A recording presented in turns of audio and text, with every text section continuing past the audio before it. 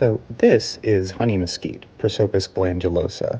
It is a legume in the Fabaceae family, and it is native here to the Southwest, from like Texas to California down to Mexico. These, along with velvet and screwbean mesquite, are actually where the cities and the barbecue sauce get their name from. And these things are awesome. They're really drought resilient, so they'll do great in xeriscapes. You can put them in, you don't have to water them too much once they're established.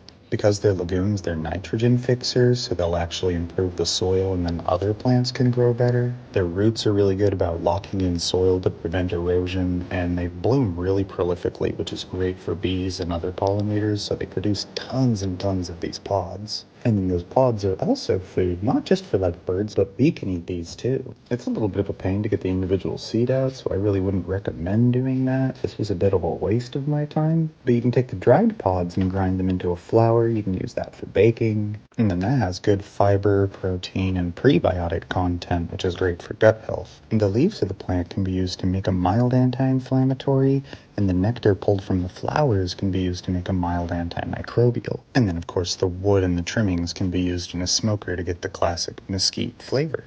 Now, this is not to be confused with Chilean mesquite, which is a really popular ornamental. I have one here that I'm pretty sure came from the nursery and the roots of the Mojave yucca that's there in the back. But these actually come from South America, so when they come up here, they become borderline invasive.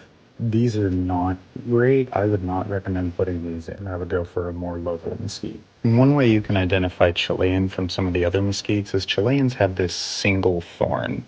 It'll usually grow a lot bigger as it gets older, but they will have a single thorn. And these are pretty serious. They can get 2 inches long. Now, I do have another one that I have here in a pot that I think is going to be either screwbean or velvet because it has double thorns, and I just have to wait for it to get a bit older to determine exactly which one.